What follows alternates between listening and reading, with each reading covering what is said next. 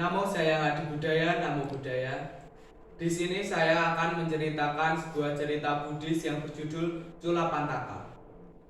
Bendahara di kerajaan Raja Gaha mempunyai dua cucu laki-laki yang bernama Mahapantaka dan Culapantaka.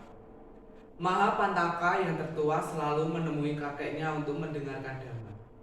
Kemudian Mahapantaka bergabung menjadi murid Sang Buddha. Culapantaka mengikuti jejak kakaknya menjadi biku.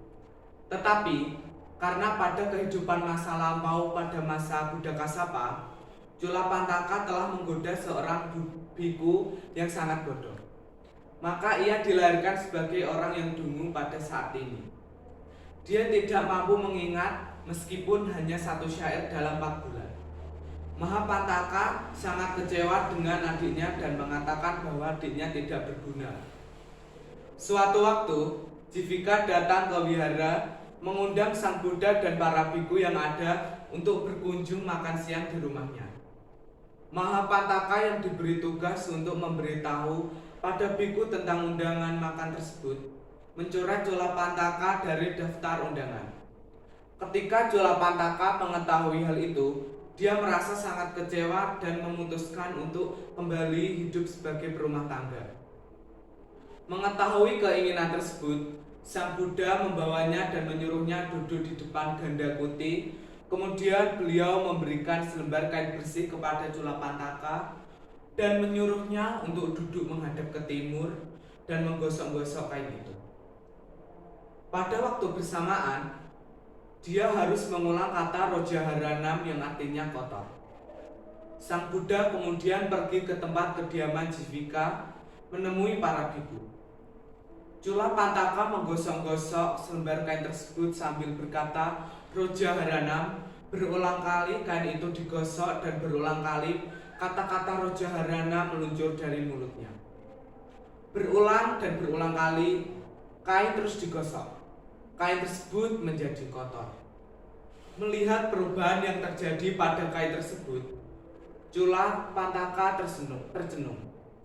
Ia segera menyadari ketidakkekalan segala sesuatu yang berkondisi.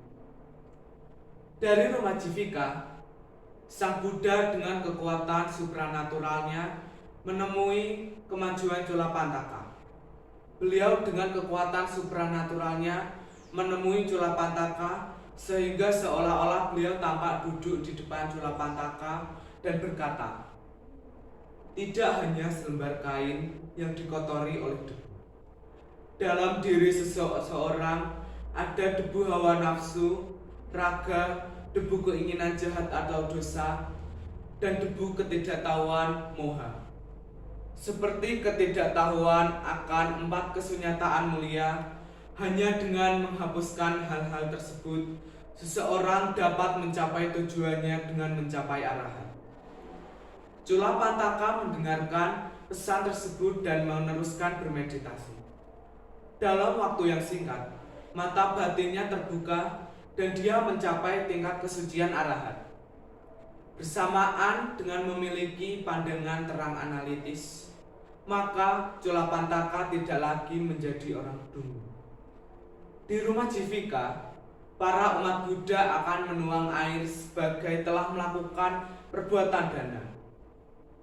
Tetapi Sang Buddha menutup mangkoknya dengan tangan dan berkata bahwa di wihara masih ada 1 biku yang tertinggal. Semuanya mengatakan bahwa tidak ada biku yang tertinggal.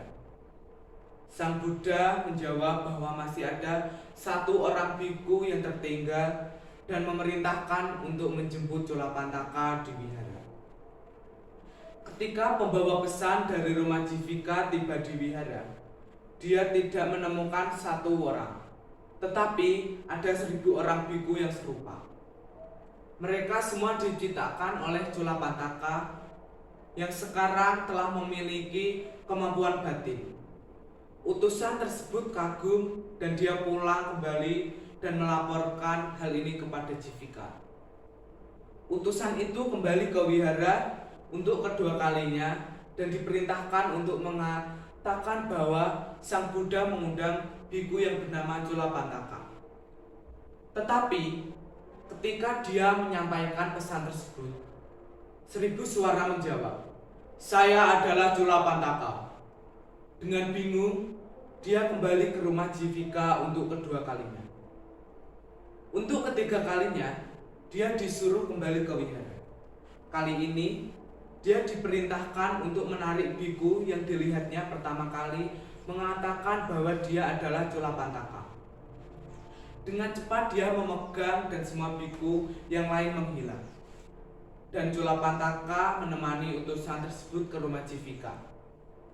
Setelah makan siang, seperti yang diperintahkan oleh Sang Buddha, Culapantaka menyampaikan khotbah Dhamma, khotbah tentang keyakinan dan keberanian. Mengaum bagikan ruangan seekor singa muda. Ketika masalah Culapantaka dibicarakan di antara para biku, Sang Buddha berkata bahwa seseorang yang rajin dan tetap pada perjuangan akan mencapai tingkat kesucian arahat. Jadi, dengan usaha yang tekun, semangat, disiplin, dan pengendalian diri, hendaklah orang bijaksana membuat pulau bari dirinya sendiri yang tidak dapat ditenggelamkan oleh banjir.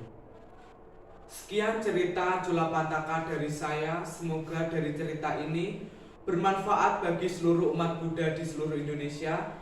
Namo Sayang Adi Budaya, Namo Buddhaya.